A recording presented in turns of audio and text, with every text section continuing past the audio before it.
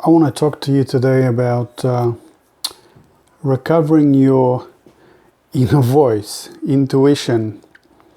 I see that quite a few are still or looking for a way to recover that inner voice, a means of help and a means of advice, not only for wisdom, to get wisdom and so on, to experience something mystical, but to have a source of help in everyday life.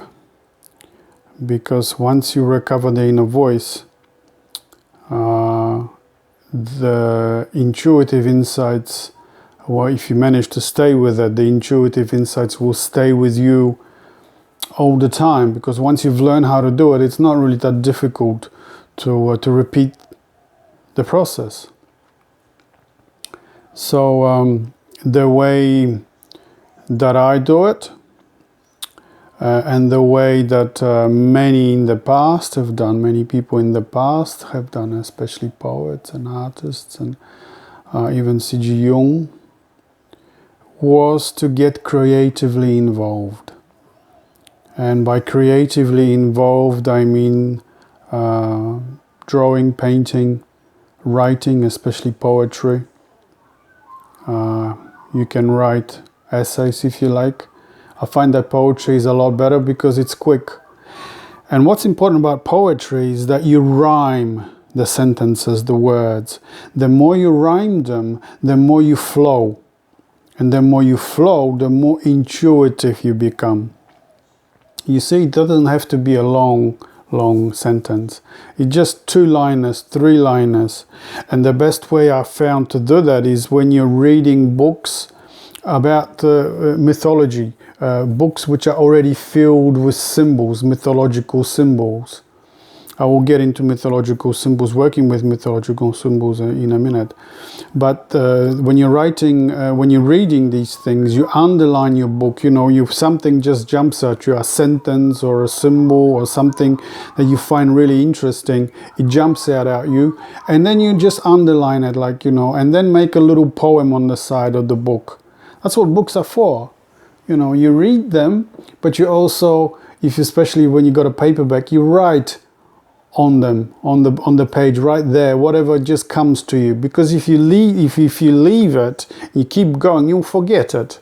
But at that moment of revelation, something struck you, you write a little poem, a little words, or something underlined, even just underlining. Joseph Campbell, that's all he used to do. And someone, I remember asking him, so how do you do this thing? How do you, what, I don't remember the exact words, but what is your bliss, if you like, you know? He used to talk about bliss a lot. He says, I underline. I read and I underline.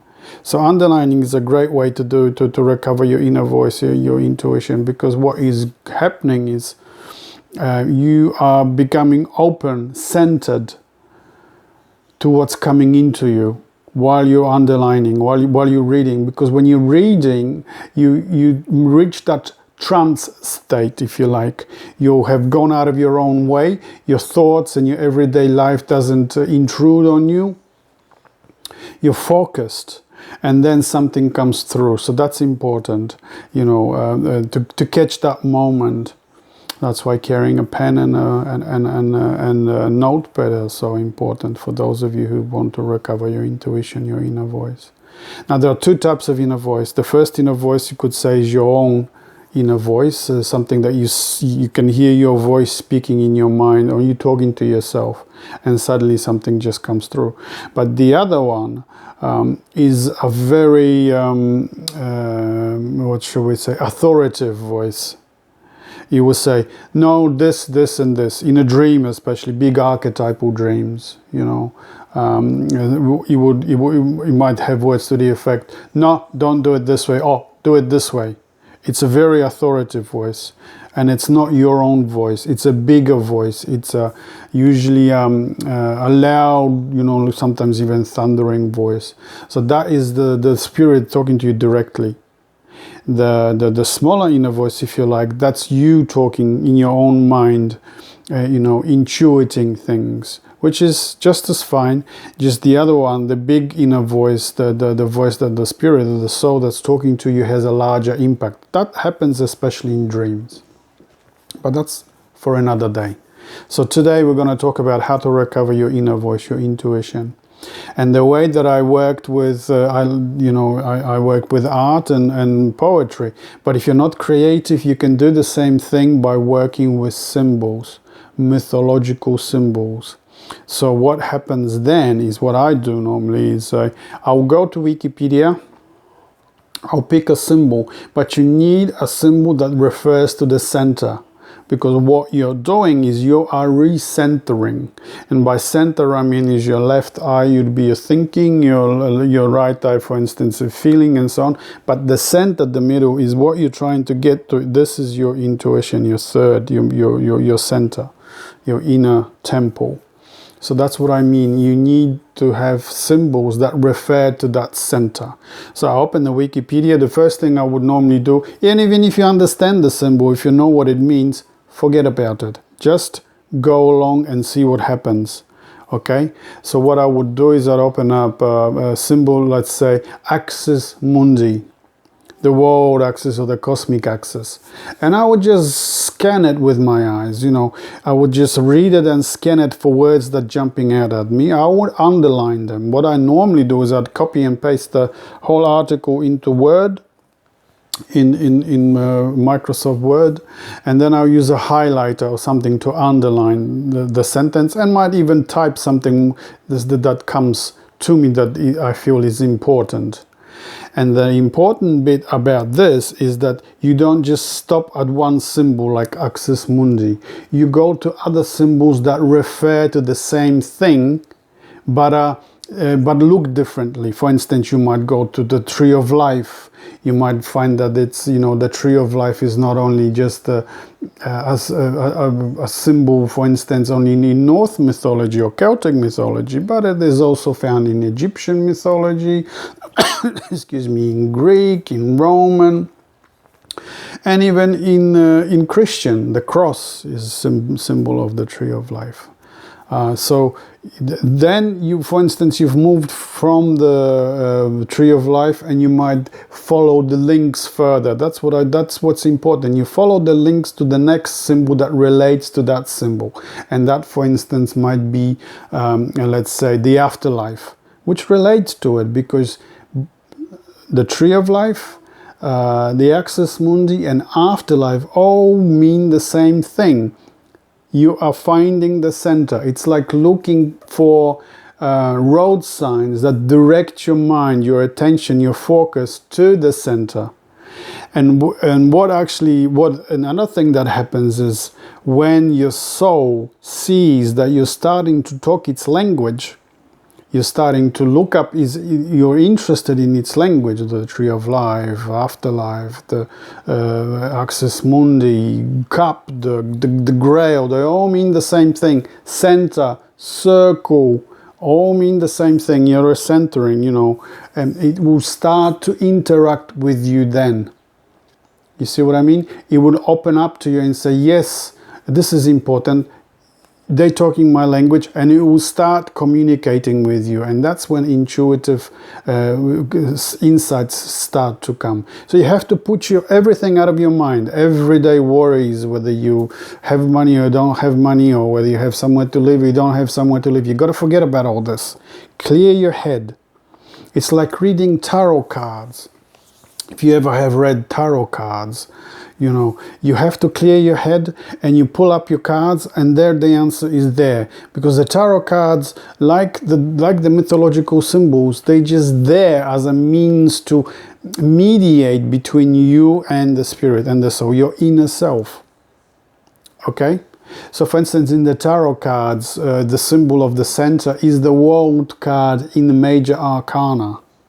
Okay? The whole major arcana is really the inner quest to the cave, to the most inward center to recover the soul. The core of the soul is intuition.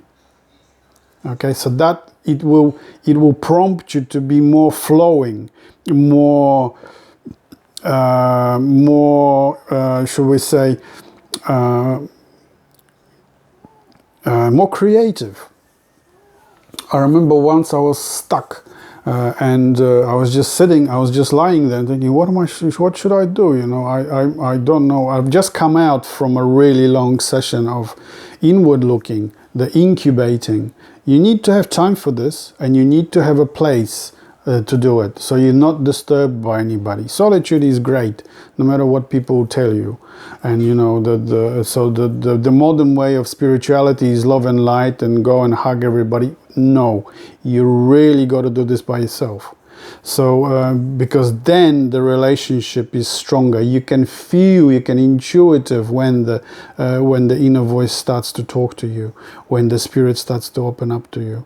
But when you're in a crowd and you're listening to people do this and do that, stretch your leg around your neck and whatnot, it's not going to happen. You're not listening to yourself. You're listening to the outside instructions.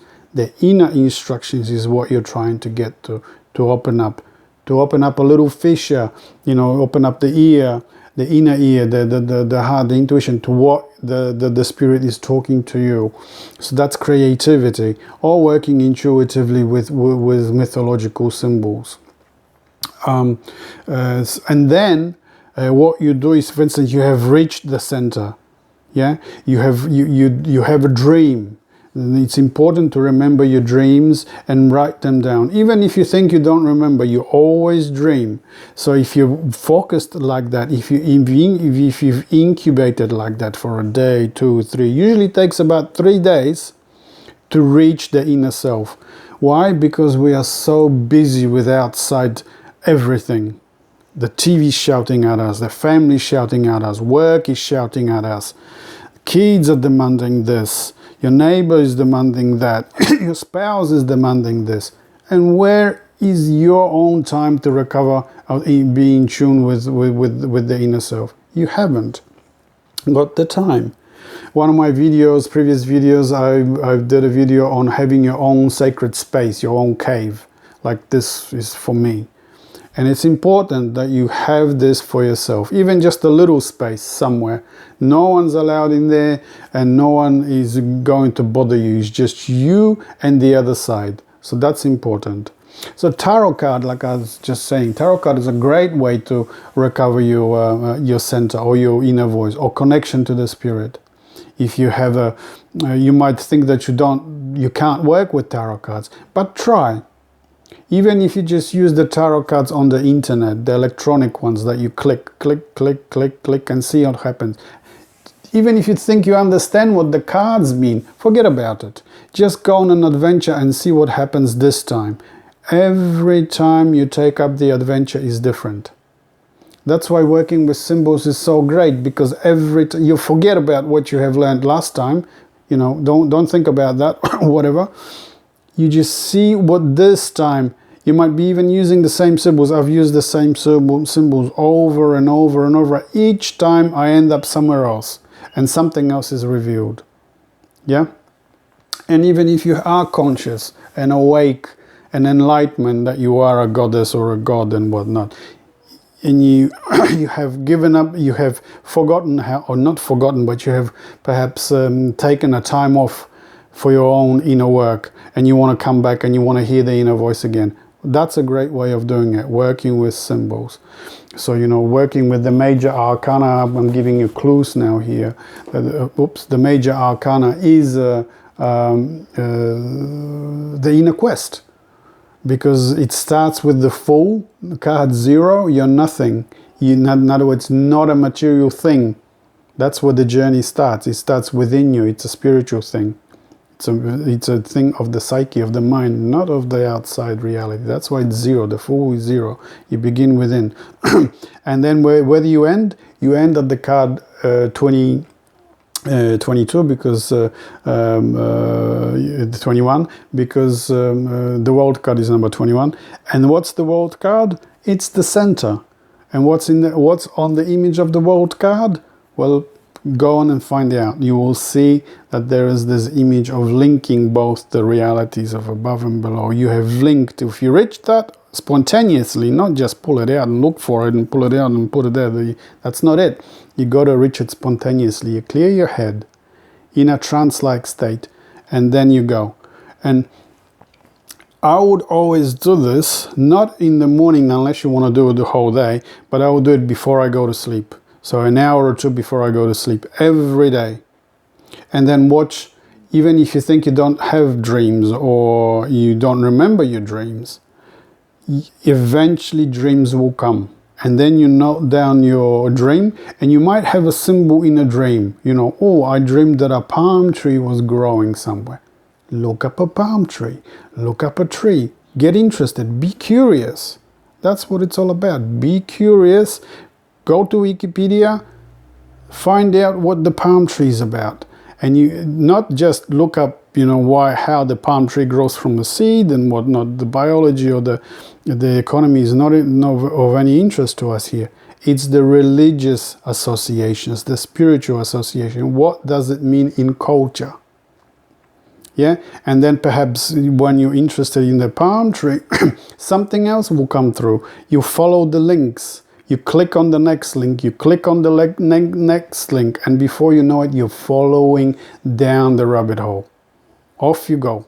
And once you start, don't finish until something is revealed. And then you dream, you remember your dreams, you write down your dreams, and you find another symbol, and off you go again. And that's it. Before you know it, you have recovered your connection to the inner voice, to intuition, to the feminine. The core of the feminine is intuition. Many people would like you to say that the core of the feminine is feeling.